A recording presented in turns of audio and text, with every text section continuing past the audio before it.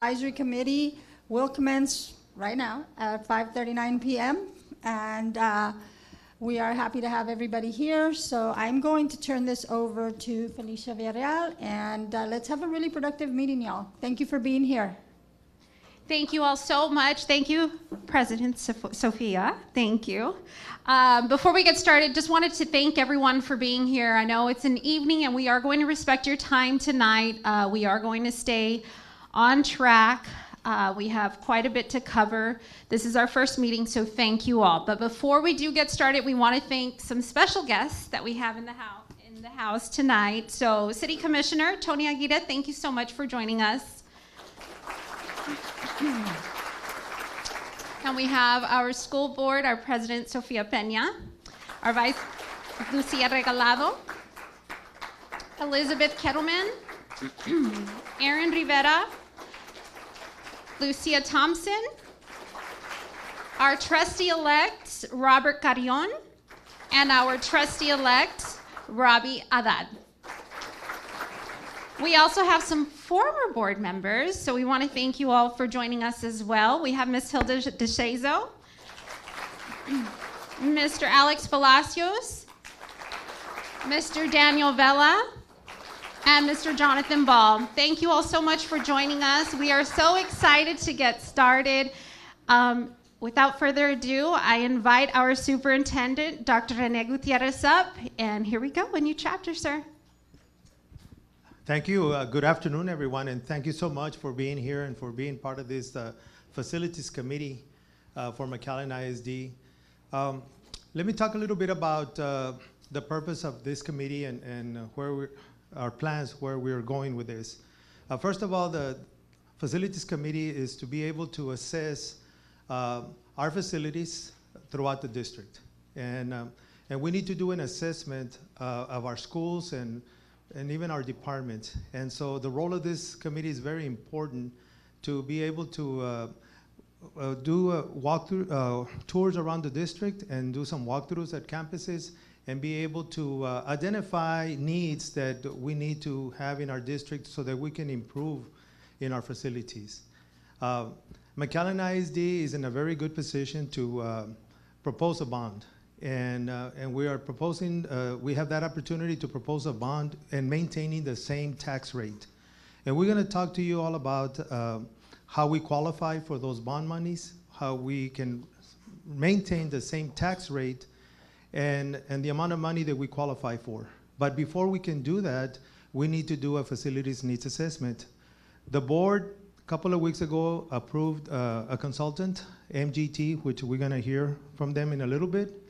And they're helping us do this study. So this is not going to be just this committee, but also with a consultant that we have who they're going to be partnering with us and helping us assess the district and the facilities that we have. Now, your role is very critical and very important, and I thank all of you for being part of this, because you will help us perhaps reshape McAllen ISD into the 21st century in a lot of our buildings, because it's we need to improve and we need to assess what we have and see how we can make our facilities better for our students. All right. Now, the last time that McAllen ISD had a facilities committee such as this one, and there was a bond and that it passed, was 20 years ago, in 2005. So if you fast forward from 2005 to 2025, a lot of things have changed. But we haven't been able to keep up with our needs facility-wise. We have just barely been trying to keep up with our maintenance based on our own budget, and that's not enough. There is no way that we can upgrade and make and build new buildings with our current budget. It's just not possible. The only way, like any other school district that can improve their buildings and add new buildings, is through a bond. Now, this opportunity is that we have to take advantage of this bond money, and without raising taxes is gonna be, our chances are going to be either this coming November or in May of 2026. If we don't take advantage of that opportunity, then we're gonna lose out. And so it is very important that we keep that in mind as we go out there and we talk to the community, to have this opportunity of being able to borrow money, being able to build perhaps new buildings and improve our facilities district-wide and maintain the same tax rate. Now, we had a timeline, and the timeline was going to be to propose a bond in May of 2026. And so everything was going okay until we found out that in Austin, they have a bill called House Bill 19 that may not allow us to have bond elections in May anymore. They're only going to propose for November elections. So that means for us, it changes our timeline, which will be this November of 2025. And so we are working with that timeline that to have everything ready and propose a bond for this November of 2025. Now, if the House Bill 19 dies, because it's still in committee, and we're going to find out this next week if it's not going to get out of committee. It may die. If that happens, then that gives us our timeline till May of 2026, and we still have a little bit of more time. However, the process is still going to be the same, what we're doing. And so we're going to be able to just give us a little bit of more room to be able to do the needs assessment, to give us a little more time, and be ready for May of 2026 in the event that House Bill 19 doesn't go through. So, but for right now, as we speak, it's still there, it's on the table, it's in committee, and we need to be ready for November of 2025, because if we don't do that, then we will not have the opportunity to borrow the bond money and maintain the same tax rate. So those are the things that we're facing as in our public schools, and we need to take advantage of what we have now. If we don't do this now, I don't know, it may take another 20 years before we qualify for something like this. And we can't wait another 20 years. Our kids cannot wait another 20 years. And we have to improve on some of our facilities to be competitive with surrounding districts. And this is why your role as community members that are going to be part of these facilities and assess is not only looking at what we can remodel, perhaps roofs, HVACs, classrooms, but also, do we need new buildings? Do we need like a performing arts center? Do we need a career technical education center? Do we need new classroom wings and get rid of portables? Because we have a lot of kids in portables, and it's not fair to them. And they've been in portables for, what, over 20 years? And so it's a tremendous opportunity. We have a tremendous responsibility to be able to change the face of McAllen ISD. And we have that opportunity now, and you all can help us change the face of McAllen ISD and put us into the 21st century and put 21st century buildings and classrooms for our kids for years to come. And the opportunity is now. And so that's why we couldn't pass up on this opportunity. And I want to thank the Board of Trustees, because they set up this back in August of 2023 when they did a defeasance. And they'll tell you more about what a defeasance is about. But by doing a defeasance back in August of 2023, it's allowing us to tap into these monies without raising taxes. So this has been planned since August of 2023. And now it's a time to act on it and not miss on that opportunity. So the stars, the planets have all lined up for us. And we gotta take advantage of that. And you'll see the presentations that Ms. Lorena Garcia, our Deputy Superintendent, is going to talk about. Mr. Joel Garcia, our CFO, is going to talk about our finances, give you a little bit of briefing about our summary of finances, because we also have to talk about our finances. We've been very fiscally responsible as a district in maintaining a fund balance and continue to increase the fund balance. But just because we have that money doesn't mean that we can afford everything. Construction prices have gone through the roof. And then MGT is going to talk to the committee on their study of the facility study they're going to do, the kind of reports they're going to give us, so that you can familiarize yourself with some of the reports that they're going to be producing in the next coming weeks and months. And then Estrada Hinojosa will talk to you about the defeasance, the tax rate, qualifying for $290 million bond without raising taxes. And you'll also see that our tax rate is one of the lowest in the Region 1 area in South Texas. And we will continue to maintain that tax rate at one of the lowest levels in the Region 1 area. From Brownsville to Laredo, our tax rate is one of the lower tax rates than any other district in the region. And furthermore, there might be a possibility, better news is that we can still tap into this bond, and there might be a decrease of 3 cents on the tax rate because the state is considering to compress the tax rate 3 more cents. So imagine if we can go for $2.90 and still save 3 more cents in our tax rate. That's a pretty good deal that we have. So you see how everything is really lined up for us to really do something with this money and be able to put it out there in our community. And what we're gonna do is assess the facilities. The board puts it on, votes on going out, putting on the community, and let the community decide. But that way the community can't be telling us anymore, why can't we have a better CTE center? Why don't we have a performing arts center? Well, now we're gonna put it out there for them to decide. And that's a possibility that we may do that through your efforts, through the efforts of the board, and then put it on the ballot and let the community decide. But the fact that taxes are going to remain the same or decrease and be able to do this, it's amazing. So that's the role of this committee, and that's our take on this. And this is going to be ongoing for the next several months. So I really appreciate everyone's attendance and being part of this, because your input is going to be very valuable throughout the process so that we can design a priority list of the things that we desperately need so that we can improve. Now, are we going to address all the priorities? Perhaps not. Because $290 million may seem a lot, but when you start putting in the dollars into the different needs that we have, that we haven't had in 20 years, then it can go by very quickly. However, we will identify together as a group what are the highest priorities that we need, from the very highest priority all the way down to $290 million, set that bar down there, and then go out and tell the community, we need to do this. We need this. We are desperately needing to improve in these areas, and we can do it together if this bond gets approved. And that's what that's gonna be the role of this committee until we go out. So we are going to present and then answer questions at the end, and then go from there to schedule the next meeting, and then more meetings to come in the next coming months, okay? And so I'll go ahead and turn it over to Ms. Lorena Garcia so that she can start the presentation, and we'll have the presenters now present to you this informative meeting that we have about this proposal and about our summary of finances and about the amount of money that we qualified for and our tax rate. So let me welcome Ms. Lorena Garcia. Thank you so much. Thank you, and good evening, everyone. So wonderful that you all were able to take some time out of your busy schedule to be here.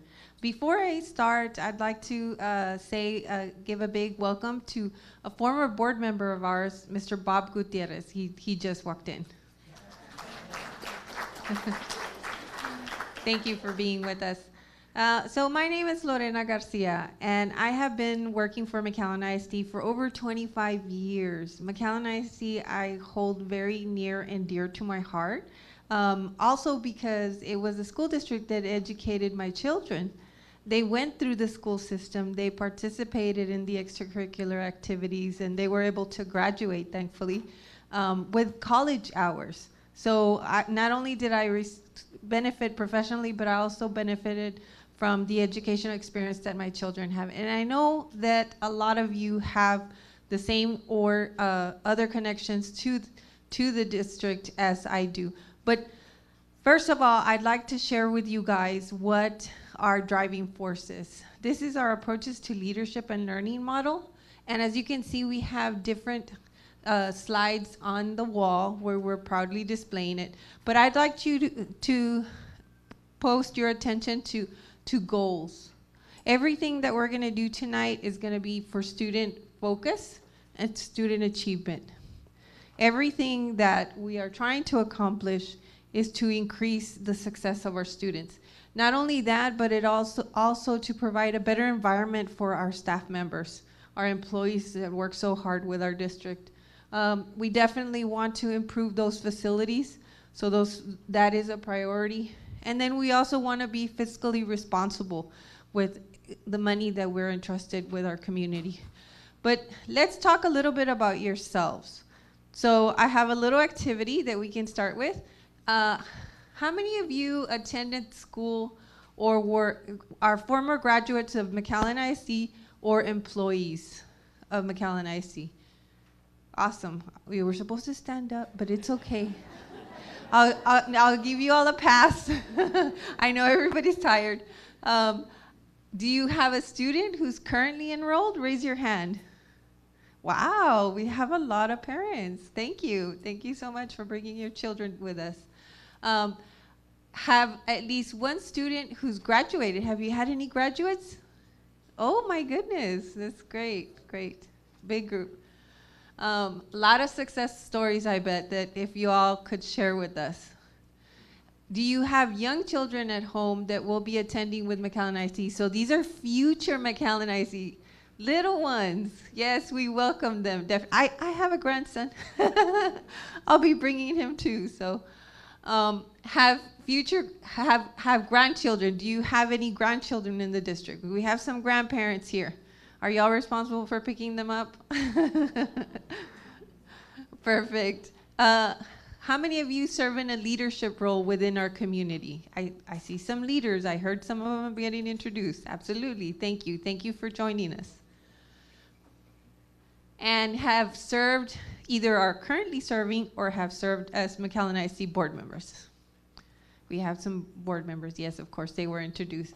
So thank you. Thank you, everybody, for being a part of this. So because we're a big group, we're not going to go and introduce everybody. So what I'd like for you to do is to pick someone in the room that you don't know and go introduce yourself. Tell them your name. How many years have you been in McAllen ISD? As in, have you been living in McAllen ISD or working in McAllen ISD? And what is your role? Okay, so this time it does require that you stand up and move a little bit. Okay, pick two people that you don't know and introduce yourself.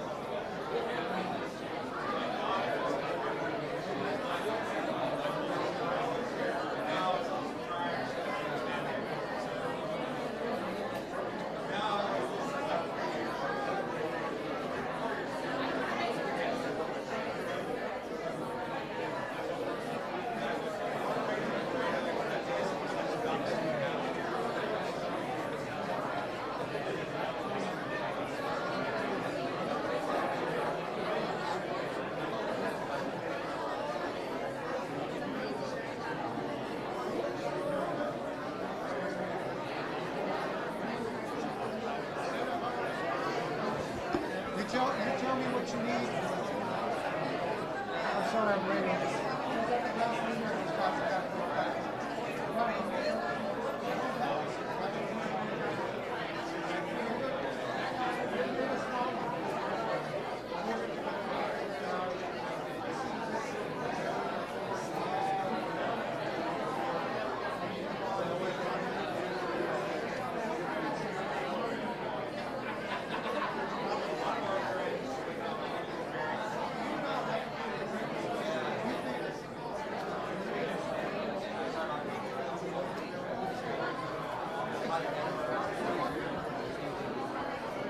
Okay, if we can start heading back to our seats, please.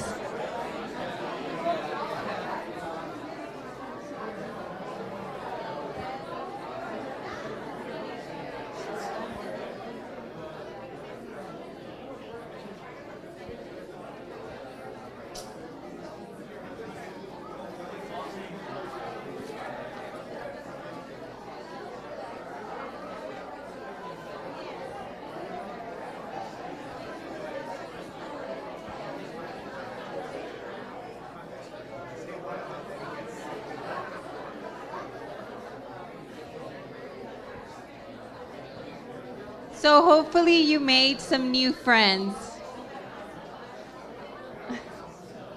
This is a chatty group.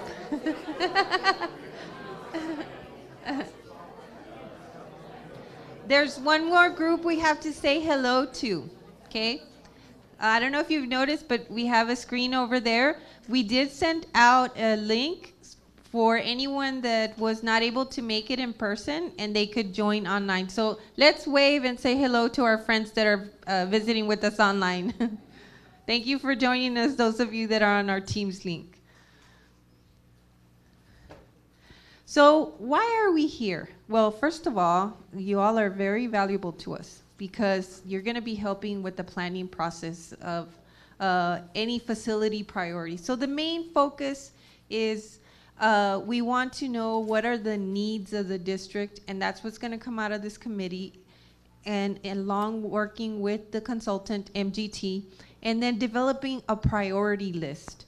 What are the projects that must get done?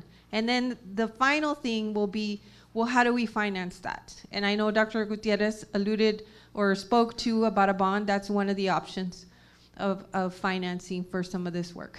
So about the committee is made up of a good representation. As you can see, it's a good cross-section.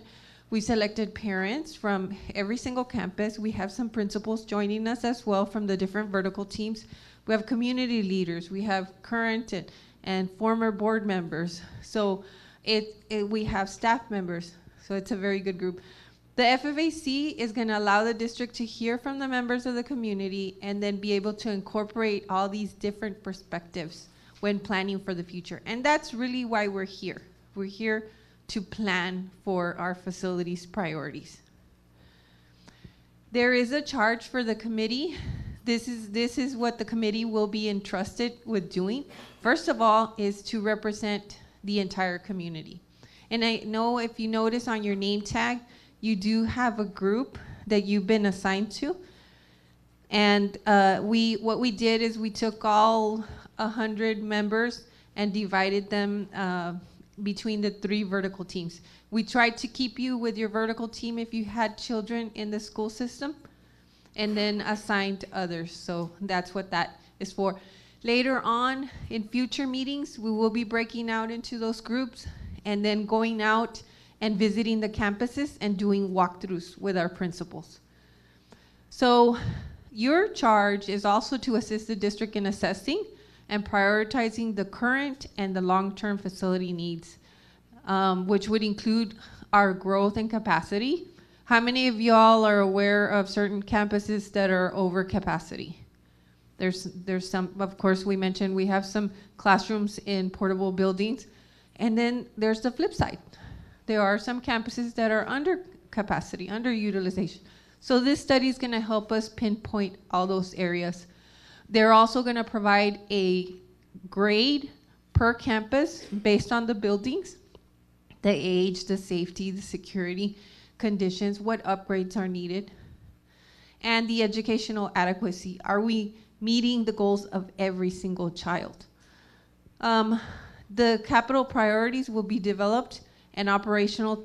We were also going to look at technology. We're going to look at surveillance systems, fire alarms, intercoms, and make sure that everything is efficient and sustainable.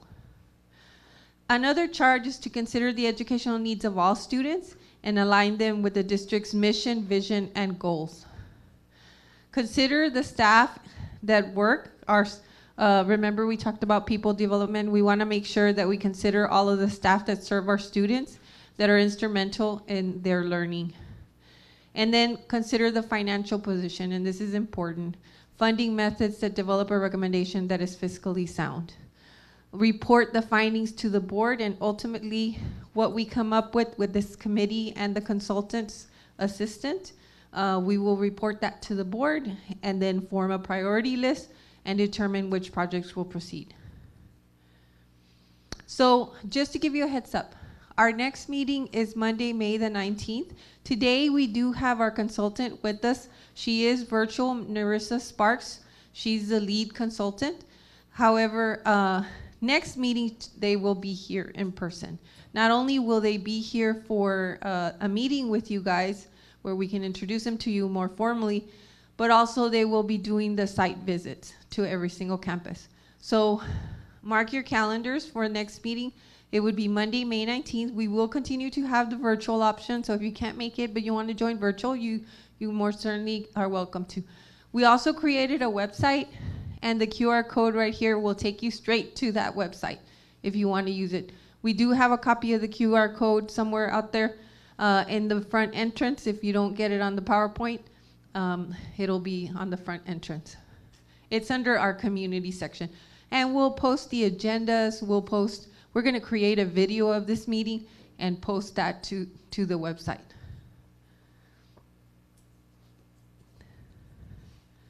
So now it's time for us to hear from our consultant, Ms. Narissa Sparks. She is with MGT, and MGT is a very large company. They're based out of Florida. However, they come on site to work locally, and they are also teaming up with Half Engineering. And we do have 2 representatives from Half Engineering with us today.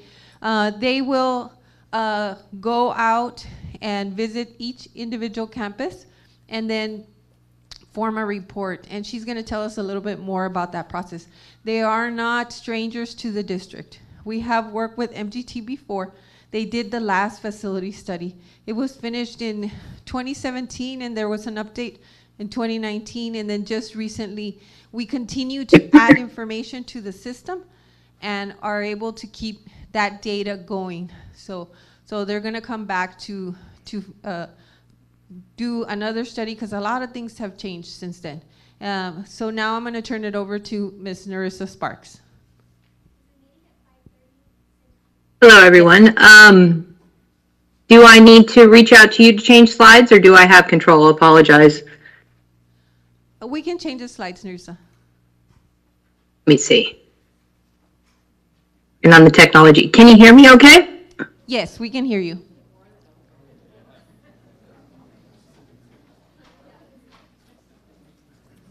Okay.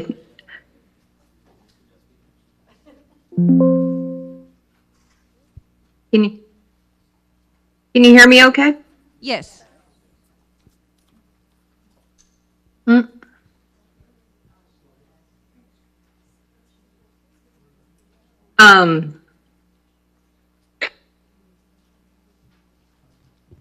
Let's see. Okay, well, hopefully you can hear me, because I can't hear anyone on the other end. My name is, let me see. Okay, I apologize. Okay, we'll do better at the next virtual meeting. Actually, most of our meetings we're planning to work with the committee will be in person. My name is Narissa Sparks. I am with MGT. In my past position, I was formerly a maintenance director for a large urban school district in Jacksonville, Florida, Duval County Public Schools, where we managed 164 schools and housed 130,000 students. MGT is nationally recognized, but we have personnel throughout the country. Some of our personnel who are coming in are coming from Houston when we do the walkthroughs. And we also pride ourselves in being that we are school people helping school people. All of us have a school district background or educational background. We have former superintendents, former maintenance directors as myself. Everyone on our team has formerly worked in a school district. And next slide. There we go. Yeah, I am the project director for this for the project. This project structure kind of gives a brief breakdown. We'll go a little bit more into detail as I get through the presentation. We are coming in next week, and we will be meeting with the committee on Monday evening. And during that meeting, hopefully, my intent is to gather preliminary information of what you know about your schools and what your goals are for the community and what your goals are for the students prior to our walkthrough. When we do our walkthrough, it's going to be an educational suitability and facility condition assessment. We're doing it in teams of 2. One of us is completing the facility condition walkthrough with the maintenance personnel, and the other person on each team will be speaking with the principal and talking about how the functionality of the building works for the educational goals of the principal and the school. In the background, we have started the capacity and utilization study. That is in the works. Once we get the capacity and utilization, the demographic study, and all the information from the walkthroughs, we will start the project planning process. And that's where we work with not only the district, but the FFAC to do that. And once we come up with our ideas, we will do a community engagement, gather the information from the community, parents, teachers, staff, and bring that all together to develop a plan. And this kind of reiterates that, we are in the phase of gathering information and project data and developing priorities. Part of developing priorities is, of course, this committee here tonight and on Monday. Then we'll do our assessments, enrollment, capacity, and utilization analysis, and then the community engagement, and then the final plan. This is a sample of a facility condition assessment, and we use the BASIS system where we enter our information and develop a score. And the reason for that is not only can we develop gauge what the condition and where the schools are, but we can also use that score in our community engagement and our communication to show it's a good visual for how good the schools are doing or what condition they're in. We do a grading system much like you would in school, A, B, C, D, by percentages, and that kind of gives a better visual with the community, but it also, we develop that into part of our costing portion and part of our project planning. This is a sample of the educational suitability guide. We built a suitability guide that we're working with the district right now.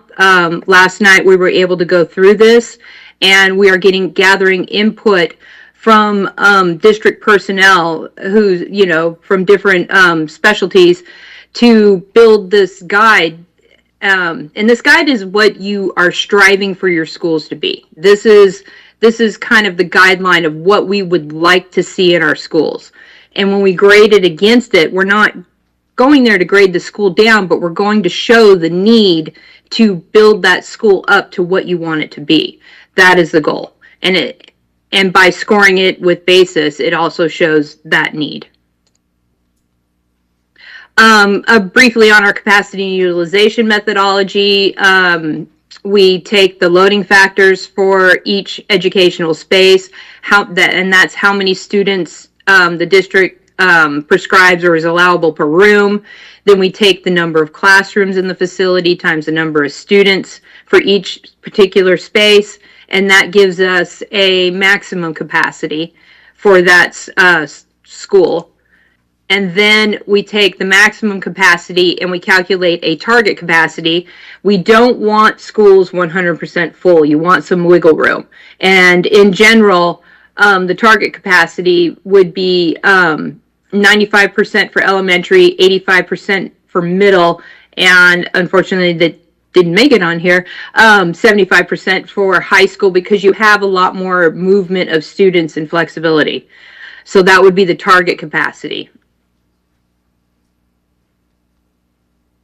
With the community engagement, as I said, as we're working through the assessments, we're trying to develop where we want to be. Then we collect the data, we figure out where we've been, and then we hear from the committee or the community, and that includes the FFAC, this committee here, bringing in all that information to do not only the project planning, but seeing, a very holistic view of what we want our schools to be and what direction we want our students, to develop in.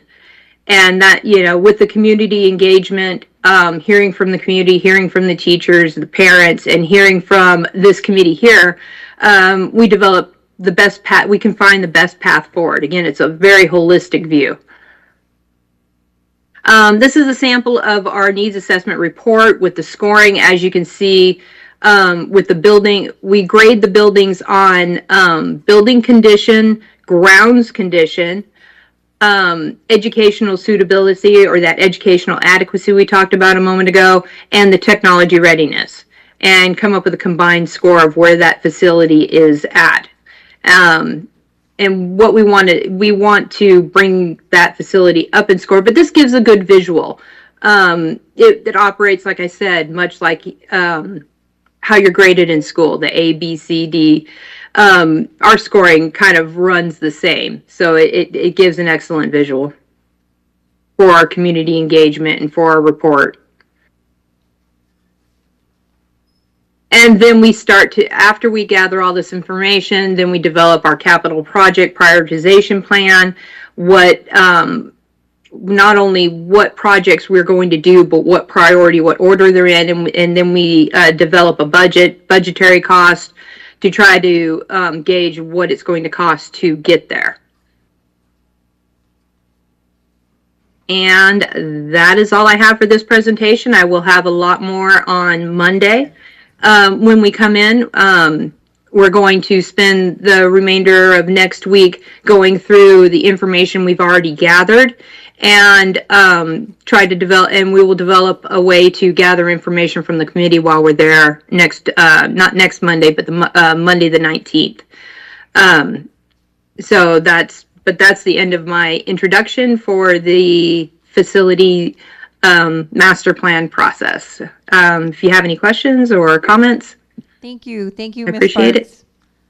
Thank you so much. Any questions for Ms. Sparks? Thank you. Any questions? Oh, okay. All right, then we will proceed with our presentation. And next, we're going to have our Chief Financial Officer, Mr. Joel Garcia. He's going to tell us about school district budgeting. He's going to give us a little primer on how that works and what the condition of the fiscal condition of the district is at this time. Mr. Garcia?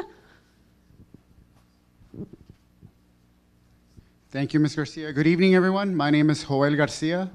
I'm the CFO at the school district, and today I'll be talking a little bit about the school finances. So you may be asking yourself, how is McAllen ISD funded? Well, our schools are funded through a mix of state aid, local taxes, and federal programs. In our case, as a public school system, what really matters the most is student attendance. So you may hear that often, right? Ensuring, promoting attendance and so forth. So on the bulleted list, you'll see that about 46% of our revenue comes from state program. That's 154.2 million. And so you'll see that on the pie chart here, the orange section. So that's the majority of the funding. About 25% is from property taxes. And that's about 85.3 million. And the property taxes is actually, it's two parts to it. It's maintenance and operations, which covers teacher salaries, classroom resources, daily operations. The second part to it is called the interest and sinking. And so that pays for school buildings and facility debt. And so the property taxes on the right-hand side on the chart, it's that blue section. The next part is the federal program revenues, and we get about 72.5 million, or about 22%. And this includes funding from like Title I, special education, child nutrition, and recently temporary programs like ESSER. And again, that's in the green section of the pie chart. And then lastly, other revenues. We get about 24.5 million in grants and other investment income.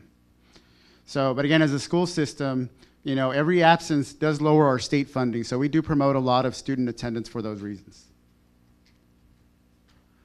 On this next slide, it shows how inflation has outpaced school funding, right? Has everyone experienced inflation since post-COVID? Right? It's gone up over 20%, right? So the way we get funded at a per student, and actually it's at a per ADA level, right? Per average daily attendance. So we don't actually get funded on every student that's enrolled. It's a combination of formula of the number of kids that are enrolled and how often they come to school, right? It's called average daily attendance. And so the way we've been funded has been the same since 2019, which is $6,000 $160 per ADA. That said, again, inflation has gone up almost 23%, but we're still getting funded the same as before we got hit with inflation. And just like any other business, we get hit with higher prices on facilities, maintenance, electricity, and all the different services that you would think any other business or school system would have. House Bill 2 is legislation that's being proposed right now that would increase the basic allotment to $6,555 for the next biennium. That would be the next 2 years. However, to match inflation, we would need about $7,558 per ADA. So you can see that reflected on the right side. We're getting funded on the blue bar graph, but if we wanted to catch up with inflation, we need as much as on the green, we have on the green bar graph. So again, as costs continue to rise, ongoing investment will be key to supporting our students, our teachers, and our classrooms. This next slide shows the fund balance trend. So as Dr. Gutierrez mentioned, this is the district's unassigned fund balance. This is the district's savings account, right? So the district has done a phenomenal job in improving its financial position, improving the unassigned fund balance. So the unassigned fund balance grew from $54.5 million in 2019 to $93.1 million in 2024. So that was a $38.6 million increase in savings. So again, kudos to the team, to the board, being able to do that for the district. These reserves help protect classrooms, support staff, and sustain student programs long term. So the district, should it be impacted by any kind of disaster or government shutdown, it has sufficient funding to continue operating for about 135 days. So again, the district has done a really great job with its fund balance. This next slide shows the tax rate trend. So again, McAllen ISD has not requested a tax rate increase in 20 years. Since 2019, the district has lowered the tax rate by about 16 cents. It's gone from $1.15 to a little bit under $1. Okay, this reflects a long-standing commitment to easing the burden on homeowners, maximizing state funding opportunities, and maintaining strong support for student learning and staff. Through careful planning and responsible stewardship, McAllen ISD continues to invest in education without increasing its tax rate. This next slide is pretty neat. You'll see that this is the tax rate for this current year, and you'll see how McAllen ISD's tax rate is towards the bottom, one of the lowest tax rates in the Hidalgo County area. And I don't know, Dr. Rita, do we want to elaborate any more on what we're, with the tax rate? I know there's been some compression, and we actually anticipate preliminary. We won't know for sure until we get the certified property values in July, and then the maximum compressed tax rate from TEA in August. But preliminary calculations indicate that there would be a compression of about 3 cents this coming year, which would be phenomenal. That low tax rate would still be a little bit lower and still providing us with some wonderful financing opportunities. Yeah, we would remain there or lower, but not go up. Even if we go through a loan or the bond, that would not go. We would not increase in our rate even if we approve the bond. If anything, we'll stay there or go lower because of those 3 cents that the state may be compressing less. So again, it's a tremendous opportunity, and how we rank with everyone else, we're doing very good. And we're less than $1. What's the highest? $1 what? $1.30, imagine that? And so we're less than $1. The highest is $1.30. So it's just the opportunity that we have, and as MGT is going to help us assess a lot of the buildings and be able to grade the buildings and determine the needs along with the bond and maintaining the same tax rate, we're going to have a good plan together, and we're going to have a good priority list that we're going to come up together. But this is very important for everyone to know how the tax rate would remain the same or lower with the bond. Thank you, sir. And then this slide shows, again, McAllen ISD putting students first, right? So again, these are some of our priorities for this budget cycle that we're currently in, which include strong student programs. That means investing in academics, extracurriculars, and career readiness, protecting our jobs, right? Keeping great teachers in classrooms despite financial challenges, fair pay for educators, so offering competitive salaries to attract and retain top teachers, ensuring students learn from the best. Affordable health insurance, so managing costs to ensure quality benefits for our employees, keeping staff focused on student success. And smart financial planning, again, maximizing the resources efficiently to keep schools strong while remaining fiscally responsible. By prioritizing these areas, McAllen ISD ensures a stable, high-quality education for all students while maintaining financial responsibility and supporting staff. Ms. Garcia, did you want to introduce our next guest, or? We do have some guests from Estrada Hinojosa, and I know we have Dr. De Los Santos, Mr. Villarreal, Dr. Magallanes, and Mr. Silva. And just for everyone to know, Estrada Hinojosa is going to present next. They are our financial advisors. They're the ones that are working with us and keeping our, looking at our tax rates, what we qualified for, and what the district can go out and borrow and be able to keep a track of our finances. And so there are financial advisors who have been helping us since August of 2023 when we did the defeasance, and they're going to talk a little bit more about the defeasance and our tax rate and how much we qualified for, is because we have experts also that are helping us through this process. So we have experts in MGT with the facilities, and then we have experts in the finance side that are helping us also put this together. So as you can see, it's a complete team effort by everyone working together to see how we can put this together and go out in the community. So let me go ahead and turn it over to Dr. De Los Santos so he can introduce his team, and they're the financial advisors for McAllen ISD. Dr. De Los Santos. Thank you, Dr. Gutierrez. Yes, my name is Miguel De Los Santos. I've been with Estrada Hinojosa for 29 years in the financial advisory business. Most of my clients have been school districts, especially down here in the Rio Grande Valley. McAllen hired us about a year or so ago, and we're very proud to be working with the school district. Bobby Villarreal is with me, part of the team. We call ourselves the RGV team. We have an office in Edinburgh. Our main office is in Dallas, Texas. We have offices in Houston, New York, Chicago, and so on and so forth. But the four of us work out of Edinburgh and are in his office at a moment's notice. Bobby has been with us about 5 years. Angel Magallanes, Dr. Angel Magallanes, is a former educator also. He's been with the firm now about 3 years. And he was my former student at the university when I used to teach there. And he has surpassed the professor now. Angel does a very good job for us. He does a lot of our analysis, actually. And then last but not least, Jose Silva, a proud product of McAllen ISD, having graduated from Memorial High School. Pedro Alvarez was his principal at the high school, I understand. One of my former students also. And I don't know if that's good or not. I don't know what you think of these guys. But anyway, that's who we are. And we represent there's 31 school districts in Region 1. We represent about 26, 27 maybe. So that's who we are. That's the business that we're in, and we believe we're pretty good at it.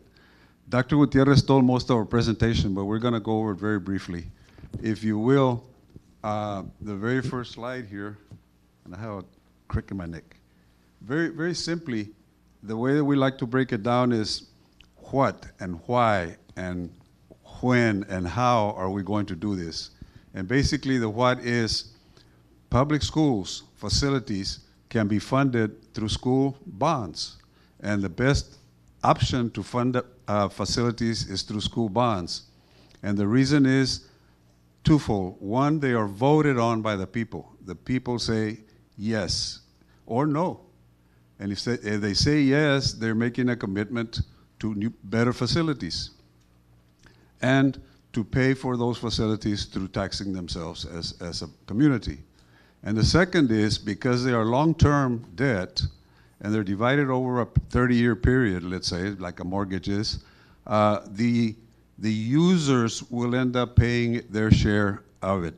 As young people are having children, they're sending them to school, their properties are being taxed in order to be able to pay the bonds and so on and so forth. As opposed to manner in which this school district and many school districts have done is they pass maintenance tax notes. And they use 20, 25 million, $30 million to patch or to do things that they can't because they haven't had an election.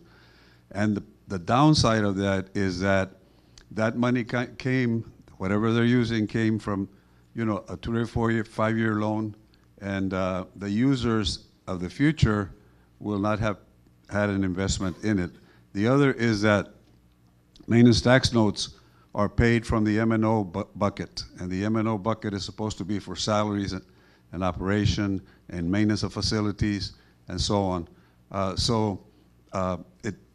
It's a strain on the regular general fund budget. The why is because, of course, you have a lot of facility needs.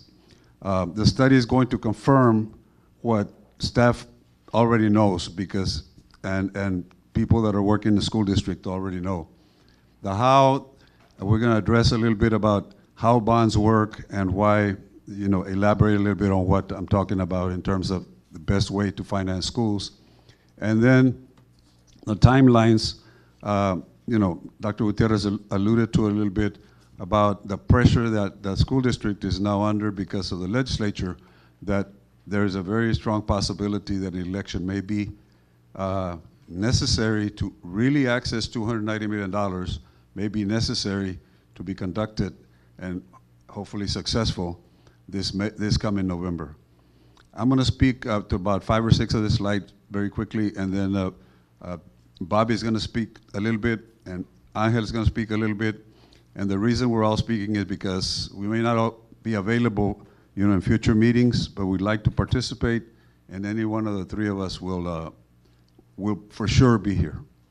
So the second slide that I have up there is, again, reiterating what Dr. Gutierrez talked a little bit about, and Lorena, that you're preparing for a future potential bond in order to improve school facilities.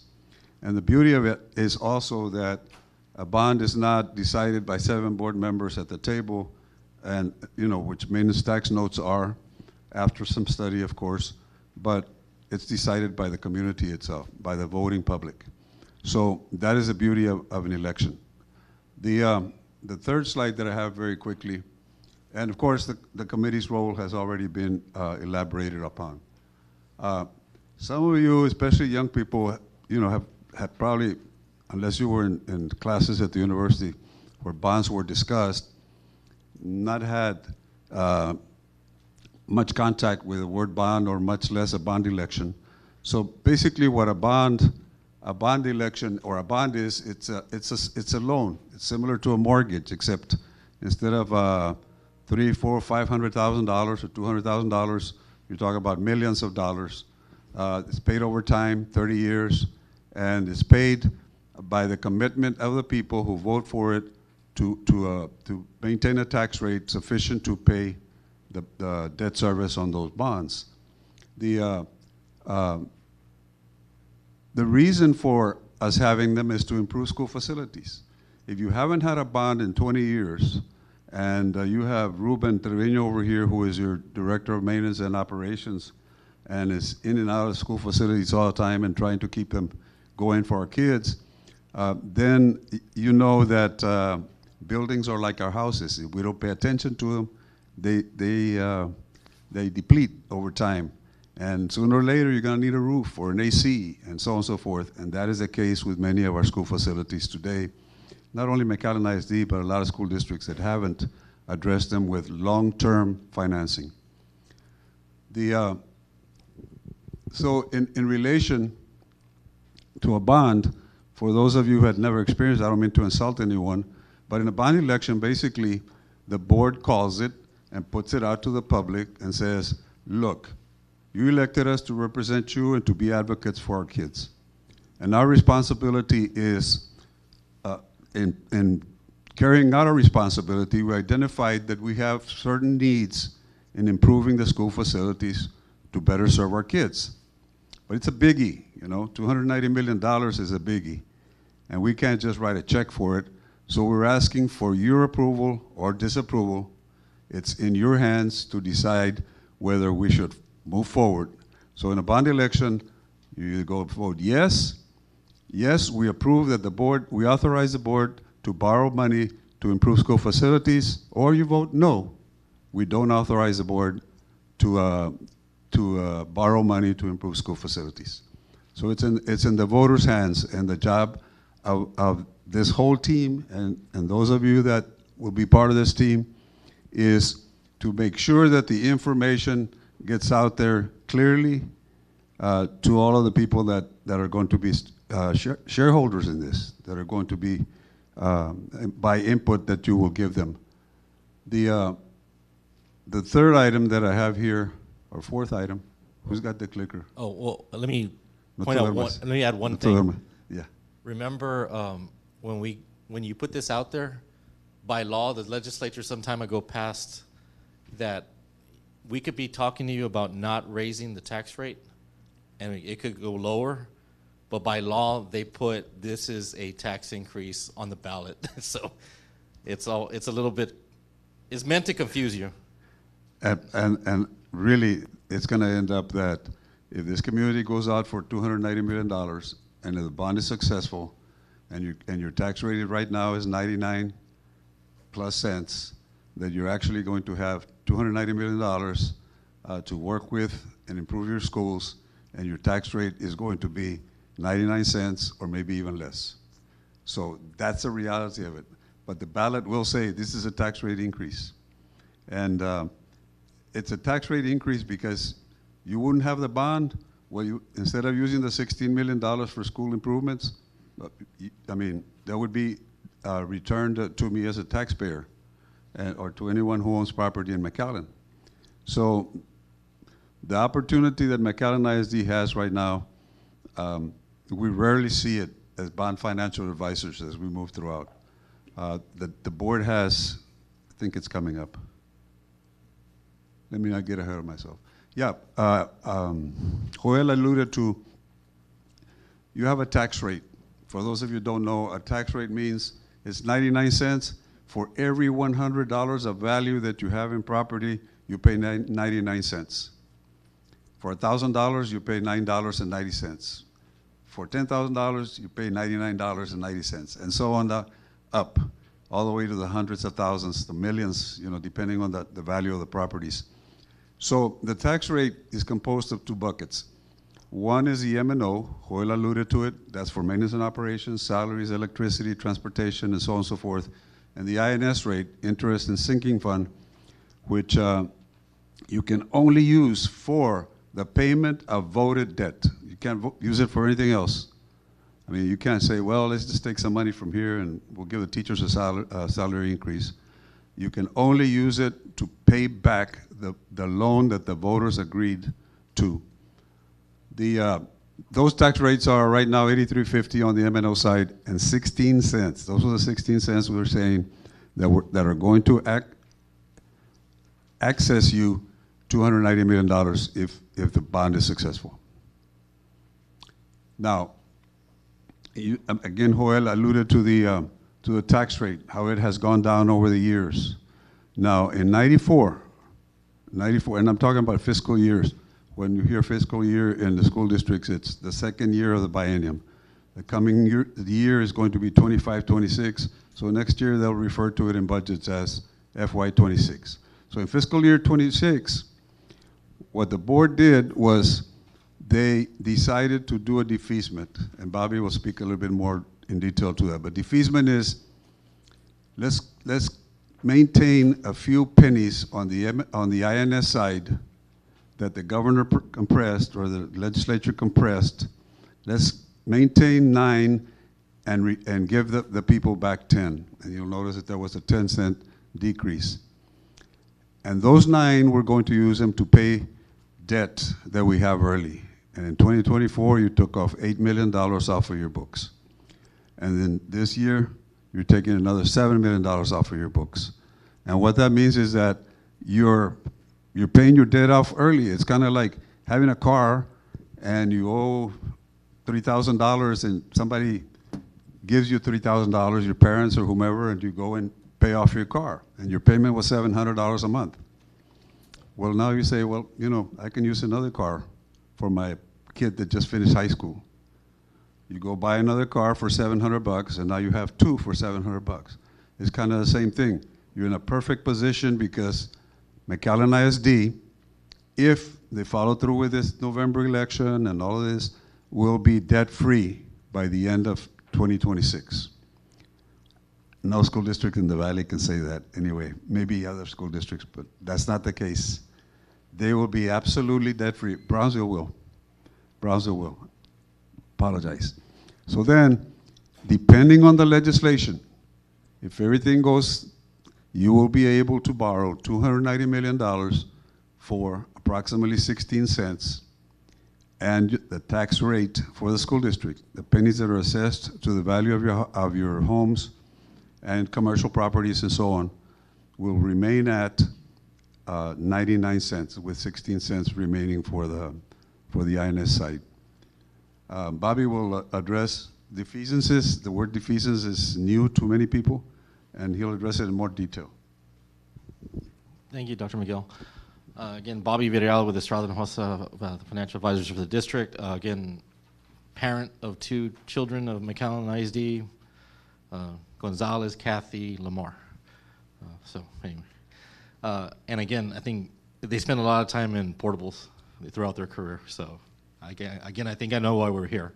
Again, well, Dr. Dos Santos was mentioning we were utilizing a compression in the tax rate to defease debt. So it's essentially prepaying debt, but the district was on target to continue to pay debt into 2027, another 7 years or so. And what we've been doing is prepaying the debt, and essentially we're at a point where, because of the legislatures may go into a point where they are going to make a new law called HB 19 that may hinder the district, in the sense that if we continue to defease debt, we'll be zeroed out next year, and it'll create a yo-yo effect in the sense that our tax rate goes to zero, and then if you come back next November, not this November, if you come back next November, then we would be asking for it all back. And so that's a very difficult premise for the average taxpayer to see. So the concept was to defease the debt, creating the capacity to continue to have it available, so that, again, like if you notice there, we've reduced the current debt by about $15 million in each of fiscal year 24 and 25, and it'll be fully retired by 2026. So going forward, right now, continuing the pace at 16 pennies, a new debt, like Dr. Miguel mentioned, will result in no tax rate increase if we went in November, and it would be about $290 million. Now, right now, again, like the ideal scenario is we would wait till May of 2026, but they may have a law that doesn't allow us. We would have to do November 26. So then we would zero the INS rate. We go from 99 down to 80. Then you come back to the people, and it sort of be upsetting in our view. So again, right now, if we acted now for November and it were successful, you can see $290 million keeping the same tax rate and perhaps lower. But if you wouldn't move forward based on a new law, if it does go through, and we'll find out soon in the next few weeks, if we wait for later, then our capacity probably goes down to $100 million next year if you come back in November of next year, and then it continues to dwindle down after that. So again, this is the spreadsheet right here. This is the debt service by year in 25 through 29. So you have a column there that says no defeasance. We would go to 7, 6, and when we go to 7 and 6, that gets you down to $100 million only in capacity without raising the tax rate. But if we have the defeasance for the next 2 years, we get out of it completely, and we tack on, like Dr. Miguel mentioned, the next car payment on top of it, then we keep the overall rate the same, or even less, right? So what does that mean? So we ran a scenario for y'all here. So there's some different things that the legislature is looking at. So the average taxable value in McAllen ISD, according to the appraisal district, is $256,168. And currently, if you have a home in the district and you have a homestead, the homestead currently by law is $100,000. So you deduct $100,000 100,000 from 256. So the average taxable value in the district is 156,168. So we just said, what if it was just half a penny greater than the current tax rate? And that's not nothing that we're pursuing, but we just put it there because otherwise we're just talking about zero right now. But let's just say it's half of 1 penny that it went up. So it would cost the average taxpayer $7.81 for the entire year, which is essentially 65 cents in additional tax per month for the rest of the year. And that would be with a tax rate we project, if you see here, from 2024, we would go to 99, from 99.66 to 1.016. Again, we don't think that's the case. We think if you see number 3 right here, that there's probably compressions of 2 to 3 pennies, likely. But again, we won't know that till the legislature's done in probably 30 days or so. So if you notice the legislative impact of the homestead exemption, if you notice that it'll be, I'm sorry, if you can see that. I don't think it shows up. But anyway, so this is a $100,000 exemption. So right now, this is what the average taxpayer is paying right now, $1,556 at $256,000. That's the tax rate. So if they're proposing to increase it to $140,000. So if we keep the same tax rate, you're actually going to go down almost $400 in taxes. If we added half a cent, you would still go down $392 a year for that average house. Now again, we don't know what we're fairly certain they're going to put it towards the voters. They usually put on the constitutional election in November, the homestead exemption, so none of us are going to go vote against ourselves. But having said that, who pays the taxes in this city or in this ISD? The single family residences where most of us live, we're about $4 billion of the value, so that's about 43% of the pie. Other properties, either land or commercial or industrial or retail, roughly are about $5.3 billion. So when you go out for this, roughly that's who's roughly primarily business is the one that's paying for most of this. I'll pass this on to Dr. Angel. Thank you. So to summarize what Dr. De Los Santos and Bobby mentioned, we have a couple of options to present. One is proceed with a bond election in November, pending House Bill 19, or not May, maintain the overall tax rate, and access $290 million potentially for a bond election. Or two, not go for a bond election and let the tax rate reductions occur naturally and proceed through 2029. So, but as the tax rate reduces, as we just mentioned, you also lose that potential for bond capacity to maintain the overall tax rate. So as that reduces, if it's a 6-cent tax rate on the INS side, that looks at potential $100 million without increasing the tax rate. So the last time, as we mentioned, that McAllen ISD passed a bond was in 2005. Who here voted in 2005 for that bond? Do you all know what your tax rate was at that time? 20 years ago? Roughly, it was, we looked back to some records, $1.61. $1.61 was the tax rate at that time, and a bond was passed for roughly $100 million at that time. So we're looking at sub $1 for $290 million at this point of time. So it's a different 20 years difference there, so it's a big opportunity for the constituents to consider. As we mentioned here, the proposition, there's a sample of what it looks like. It's mandated language that the state has provided, and the voters will decide for or against. There's a sample of one proposition. There's a general proposition for all instructional facilities for the maintenance of and upgrade of those facilities. As Bobby mentioned, that last sentence is a property tax increase. That's also state mandated on every single proposition. So how are propositions decided? Well, there is mandates as well as that. Before 2019, they could all fall into one big bucket. You could have athletic stadiums, auditoriums, natatoriums, all of them all together in one big bucket. After 2019, they decided we're going to break this apart into 7 different propositions. So if you want to do something for the stadium with 1,000 seating, well, that's going to have to be in its own single proposition for the voters to decide. If you want to look at instructional Instructional facilities, look at new buildings or maintain those buildings. Well, that's going to be on the main instructional proposition. If you want to look at a natatorium, that's going to be on its own proposition.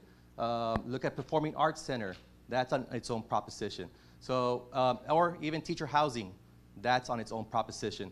So now there's options, and that's why you have a breakdown of different propositions that you see out there with different school districts. How did they decide what props to put? It's because that's the language that were provided by the state. And again, throughout this presentation, we use different assumptions and approximates. Hopefully, as we proceed and the legislation finalizes, we'll revise this presentation and get better numbers for the committee to consider. So we'll look at that. If House Bill 19 passes, continue with the November 2025 election, or if House Bill 19 fails, consider a May 2026 election. Continue the facility needs, confirm or modify all data, and the main deadline for November election is August 18th. That is when the board would need to call an election to have it on the ballot on November. And with that, we'll entertain any questions, if there's any. No? Thank you. Okay, we might have given you a lot of information, but it was necessary just so that we could cover the finances and bonds. Question? I'm coming with the other mic. You have a mic? Oh.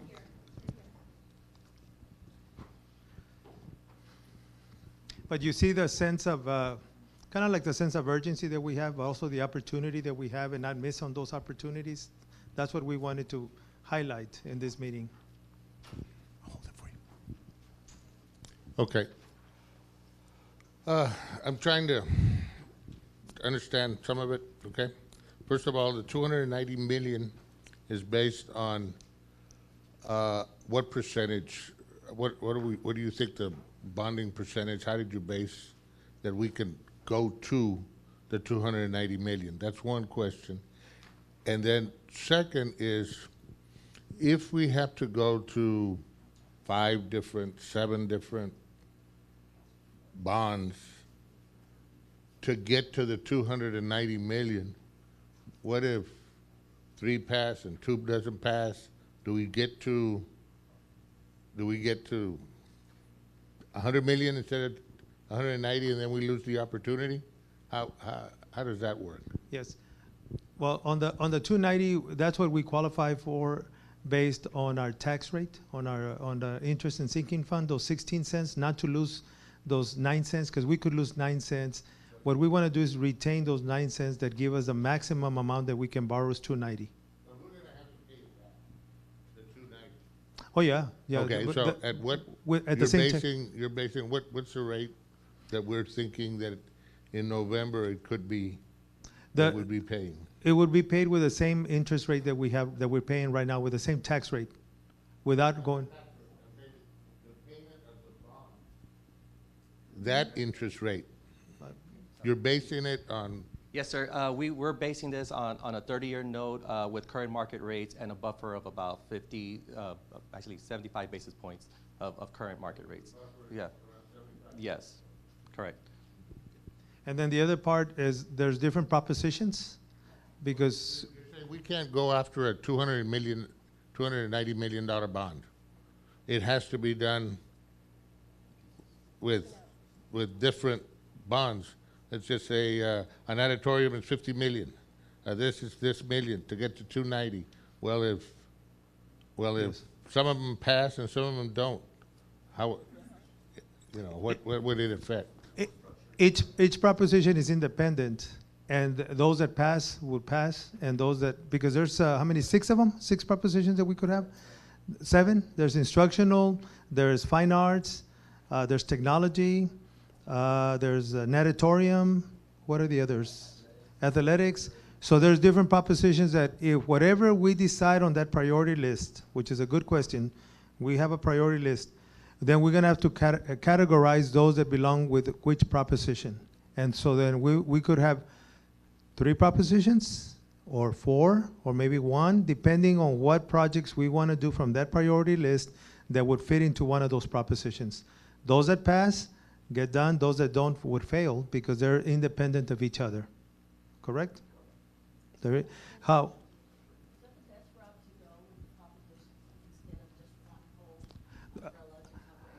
The question is that's the best route to go, to have it in different propositions instead one whole 290?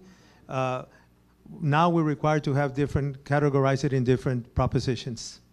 And so that's the way it is required now. It used to be maybe in the good old days where they could do it all together, 290, but now you have to categorize it by different propositions. So it may be that the ballot may have Proposition A, so much for this project. Proposition B, so much money for this type of projects. Proposition C, so much money for these projects. And then the voters will decide on those propositions. If some of the, Commissioners, if some of the propositions fail, let's say fine arts is there for $50 million. If it fails, then we do a restructuring of the debt, the amortization schedule, if you will. And those $50 million are no longer in debt. And whatever pennies of the 16 we were setting aside for that $50 million are returned to the taxpayer. In other words, they're reduced from your tax rate. So only those propositions that pass will end up within those 16 cents. If all of them, we're assuming passing of all of them. Passing all of them will cost 16 cents. Which is the current tax rate. Okay. You had a question, sir? Good questions. Well, I was just going to, maybe more of a comment, but I think back to your point about when we prioritize, it's going to be important what the community really wants, because we don't want to put all our eggs in 2-3 propositions and then find out one of them doesn't pass, and then we could have used some of that money for something else that was just important. I don't know how that thinking, or maybe that's part of what we're going to do, the thinking process, to make sure we understand, everybody in this room, what your community, what your neighborhood thinks before we go all in on one proposition, just say natatorium, and then find out we put money in there and then nobody wants it, and then we say, shoot, we could have used half of that money for classrooms or something. We're going to have to be very strategic, exactly, with the priorities, because we would have to categorize them. For example, classroom wings, and we know that some schools may need classroom wings because there's a portables. That's very different than fine arts, because there is a category only for fine arts. So there will be a proposition for fine arts, there's a proposition for instruction. So there's two different propositions, but you're right. Whatever we decide, it has to be categorized into a proposition that we're gonna have to decide, okay, this is high priority, but how would the voters, is it something that, is it a need or a want? Maybe sometimes we need to go into that too. So that's a lot of the homework we're gonna have. So that's why we're all together here as a team to guide each other and help each other and put it together with MGT, our financial advisors, our staff, to set those priorities and then put it into those propositions that they're gonna fit in. Let me correct myself. My student corrected me. I said that if, let's say, the fine arts didn't pass and there were $50 million, that we will return the 5 or 6 cents or whatever the $50 million covers. There's another option that we might use, which would be as part of the restructuring, the amortization, we would front load the debt and use those pennies to pay debt early, and then modify the structure and build capacity for future bonds in that way. Thank you, Angel.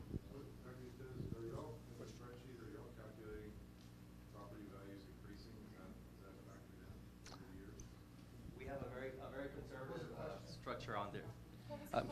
The question was if the taxable values in the calculations, if there is increases to the values, and again, and there is, and yes, and we have a very conservative approach to that 3% currently, and especially with considering the homestead exemption process and any possible future homestead exemption. It's a very conservative approach to it. Yes, we're accounting that through for about 5 years, just that 3% increase. Correct.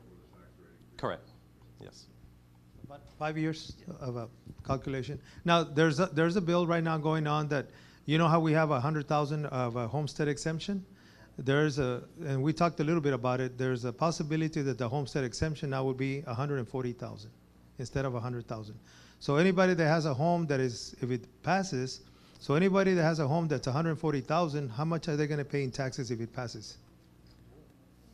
Zero. So right now it's at 100,000, but there is a bill, and like he said earlier, we're not gonna vote against ourselves. It's gonna be in the ballot. Who's not gonna vote for that? Because that means that our homes are gonna be exempted now from 100,000 to 140,000. So anybody that has a $140,000 home or less would pay zero taxes. So is anybody gonna vote against that proposition?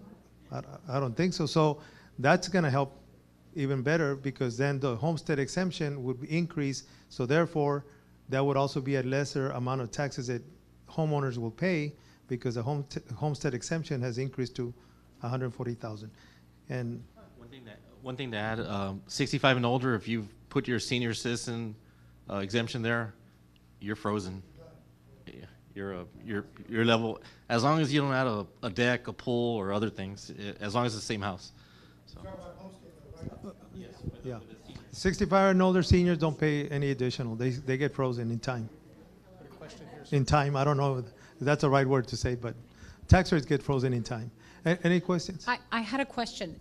I guess in trying to understand the bonds split up into the specific categories, hopefully we do a good job in educating our community on the importance of all categories. But how specific do you have to be when you go out and right? Because we mentioned natatorium, right? But on the other hand, we mentioned athletics. So I would think it would be in our best interest to be a little more generic, so that everybody is interested in every category. Well, from my experience, because I've handled bonds in the past as a superintendent in other districts, the more specific you are, the better chance you have to be as transparent and informative with the community, and having a good chance of passing the bond by being specific and detailed, and most importantly, promise what you said you were going to do.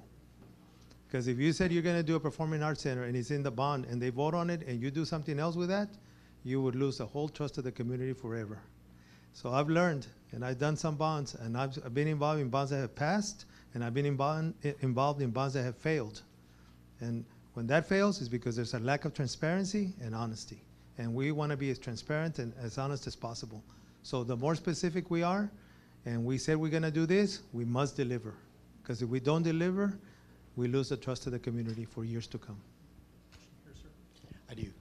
Dr. Gutierrez, on the two questions. On the M&O, what's our cap?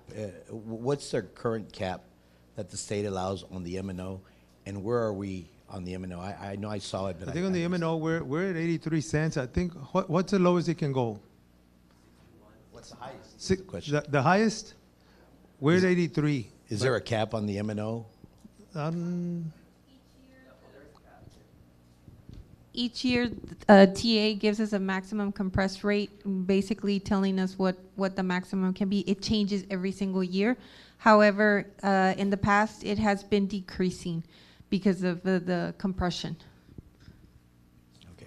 And then the second question in regards to the bond, it would be safe to say that if and when we pass the bond, that monies that are saved, I know that taxpayers, from experience, would say, well, you have a little bit of extra money. Why don't we go build that ag farm over there? Because I don't think we can move monies from Paul to pay Peter because of the laws restricting within the bond. Is that a fair statement? That is correct.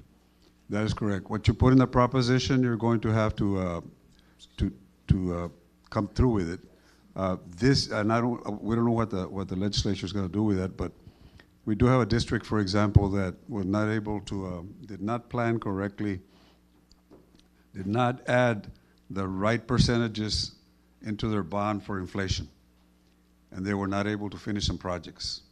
So what they had to do was go and have some community meetings, public hearings, and come up with a resolution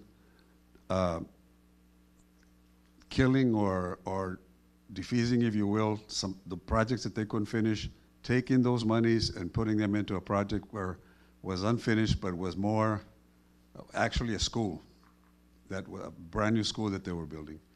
But they had to go through this whole process and notify the state and so on and so forth. It's not an easy process to follow. The other question that you had, and Lorena answered it, you have a compressed rate from the state. The state says, this is your maximum tax rate that you can have. But we give you the option, if you go out for an election, to increase it up to, they give you the option to increase by 5 cents with a board approval, which you did. And they give you the option to go out, and you did that last year, for an election and ask the people to allow you to increase the M&O tax rate. And it was successful. So that's up to 17 cents above the compressed tax rate. That's why you're up at, it's not 61, but you're at 80 some. 83. We're at 83. I think it's real important, like that lady, the young lady said, about being very specific, because if you say curriculum and instruction, or if you say fine arts, does that mean a new auditorium for Mac High? Does that mean a new auditorium for Nicky Rowe? What does it mean specifically? And that's just a comment I wanted to make. But I also wanted to ask Dr. De Los Santos, is that when you said they put it on the ballot, but they put it as this is a tax increase to confuse you. A tax is a tax, sir. There's nothing confusing about a tax. Right. Okay. That is what we're saying in our literature is that the tax rate is not increasing. Now, the tax could increase, your property values increase, and the district has control over the tax rate, and they're going to keep the tax rate where it is or lower. That's the only thing that they can control.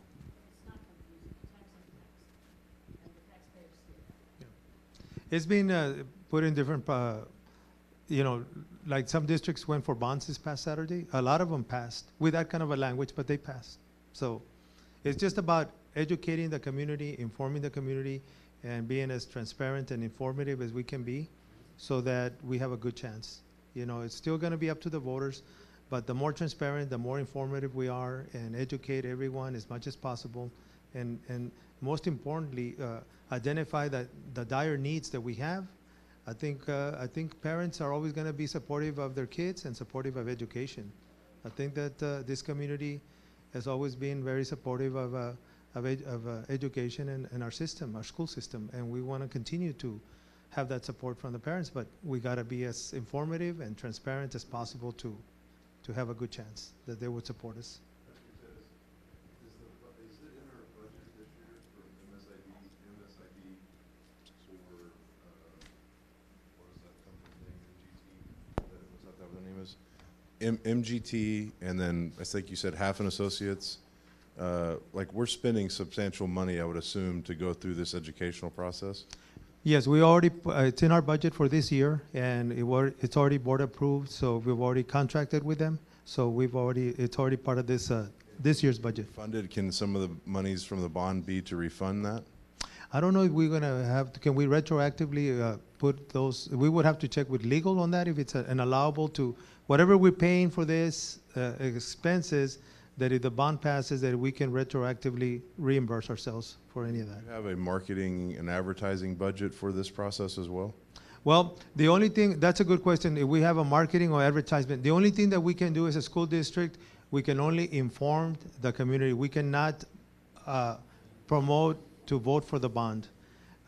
So if we do any kind of literature, we'll do it in-house, and we have the facilities, I mean, the capability of doing that.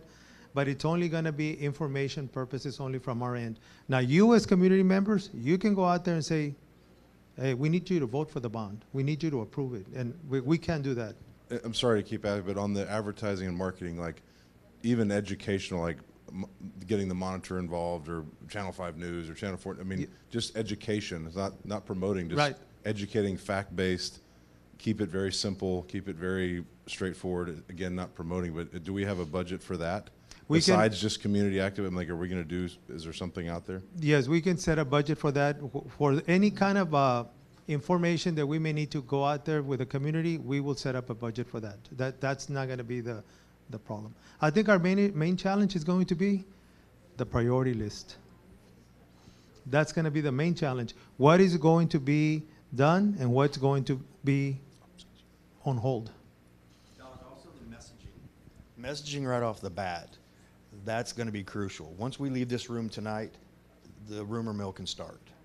And the horse is out of the barn at that point. So messaging and control of messaging is going to be, in my mind, absolutely paramount to get ahead of, Brandon, as you say, the Monitor or any of publications. It's key. The control of. Yeah, real quick, Dr. Gutierrez, on the priorities, have all your priorities or the district's priorities for the projects already been defined? We have some ideas on some of those priorities. But we also want to see how when NTT, our consultants, along with what we have, along with, we're going to evaluate and see and put it all together. So yes, we do have an idea of things that we need because we know our district better than anyone else. We're in our buildings every day, but with NTT study, our own needs that we know about, and then what you all see, all together is going to be how we're going to set up our priorities. I'm gonna take the time to thank you all, and our next meeting is going to be on May the 19th. We'll send you an invite. I hope that it was productive. Was this innovational?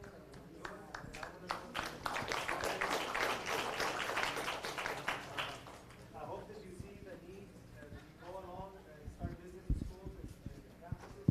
You're gonna see how there's a lot of great things out there that we need to address, and hopefully that we can put a list together and go out there and let the community decide whether we're going to upgrade our facilities or not. But thank you all. Thank you so much. And see you on May the 19th, and we'll send you reminders and invites. But thank you so much for everything. Thank you, sir.